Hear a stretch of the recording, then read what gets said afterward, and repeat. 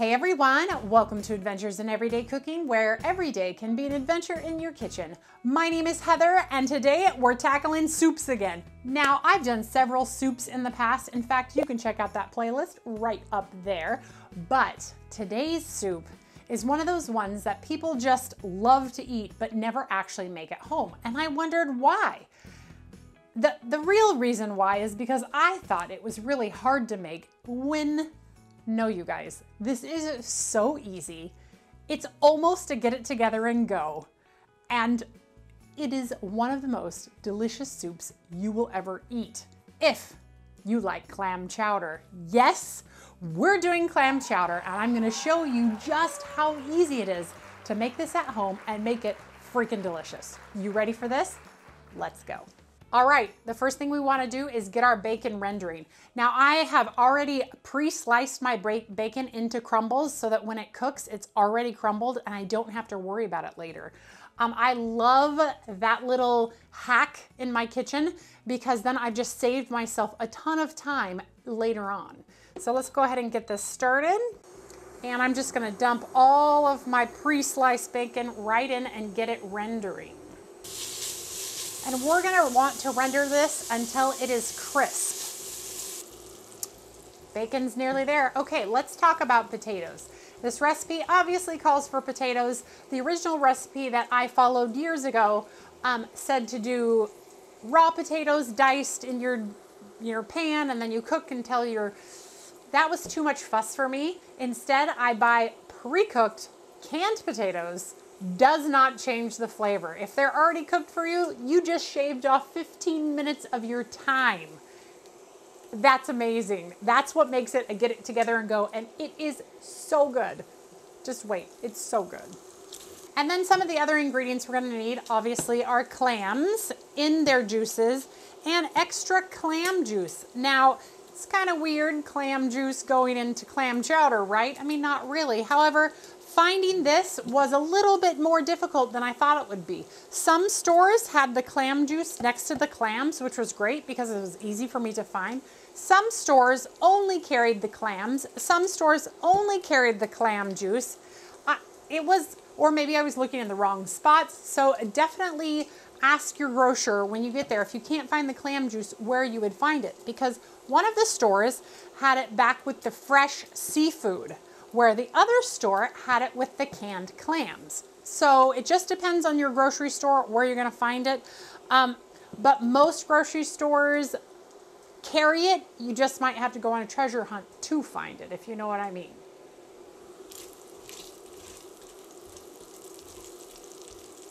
All right, our bacon is nearly there. So we're gonna get a plate lined with paper towel, and I'm going to get a straining spoon because I want to actually leave all of that bacon grease in there because that's what we're going to cook our onion and our celery with. So we're just going to call that good. So I'm going to go ahead and get those out and onto the paper towel.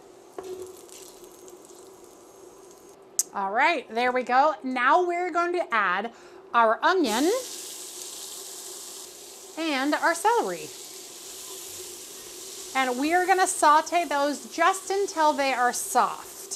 If for some reason your bacon didn't give enough juiciness, you can add butter or some kind of oil to this, but usually I don't have to add any extra, even if I have a really lean bacon, mainly because that onion gives off a little bit of moisture and so does that celery.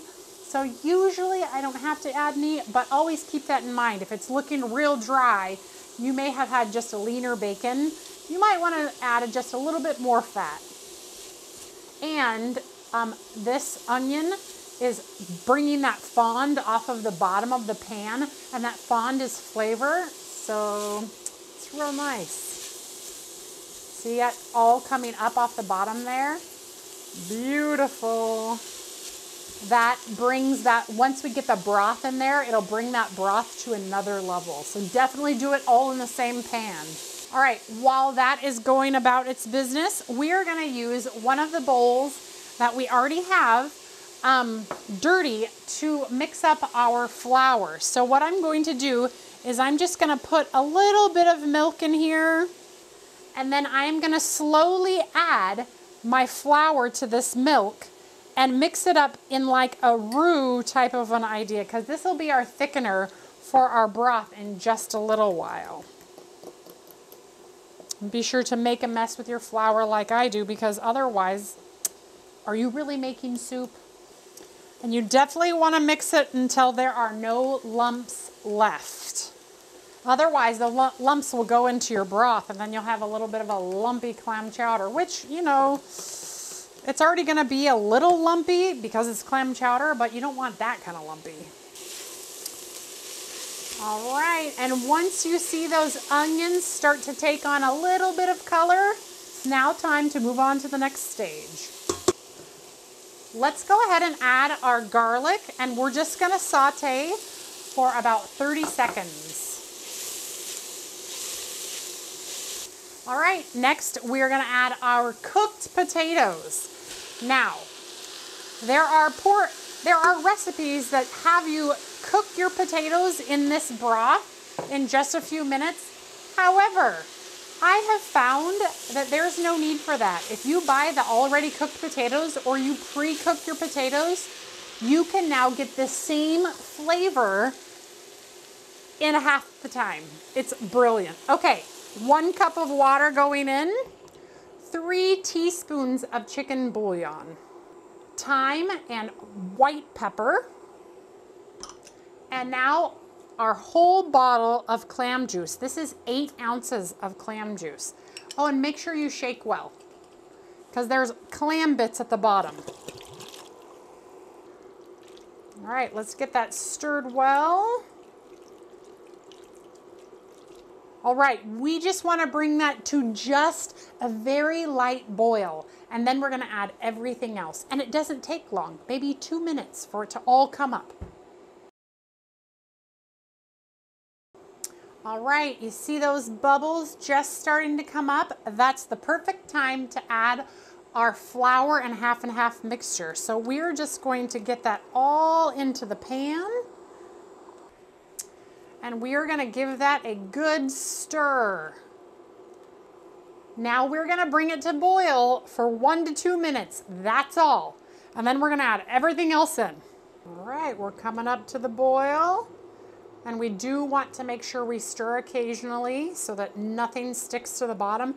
But do you see how thick that is already? So delicious. You're nearly there. You can even see it thickening. It's so beautiful. All right, I'm pretty sure that's thick enough. So now we are gonna add the clams in their juices into the pot. And the half and half that remains. And here, very important, you don't bring this back to a boil. We just want to warm that. The clams should not boil. They're already cooked clams. If you cook them any further, they're really going to toughen up and be real chewy and disgusting. So just be careful.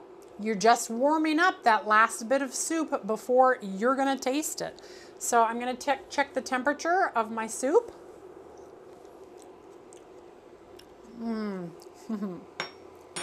That is so good. You guys, this clam chowder is the bomb. It's almost there.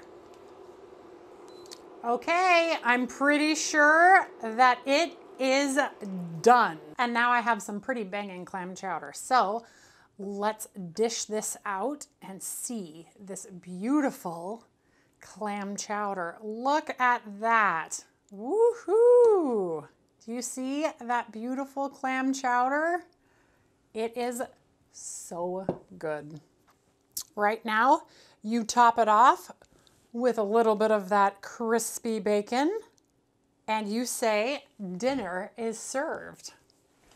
And then even though I snuck a taste a little bit ago, we're gonna taste again.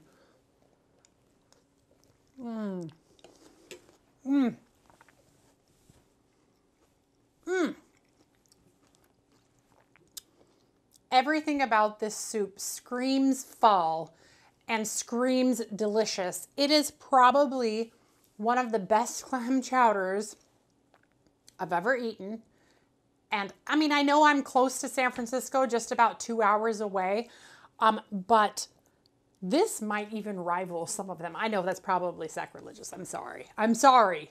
But this is made from home. Didn't cost me but the cost of my ingredients. I'd have to pay $6 a bowl for my clam chowder. Probably, I don't even know how much it costs. Probably not $6. Maybe a little more than $6 because of the clams.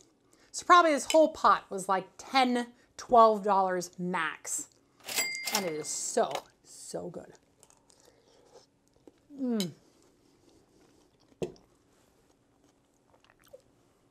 Mmm, mmm, mmm, mmm, mmm, mmm. Everything about this clam chowder is amazing.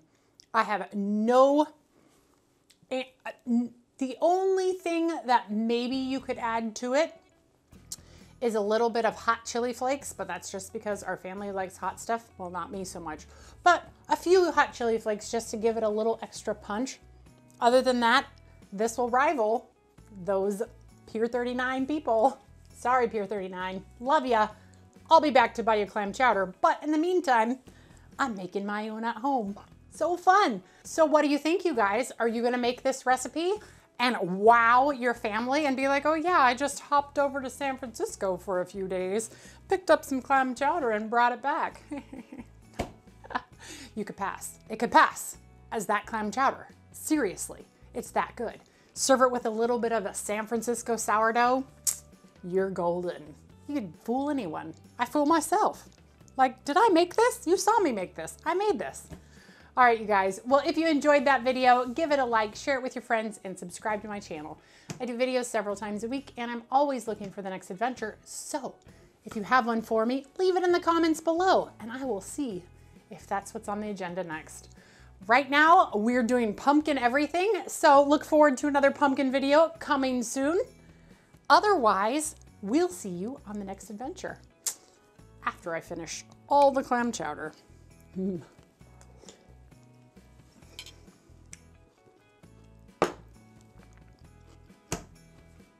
That's so good. Oh, it's good. All right, you guys, we'll see you later.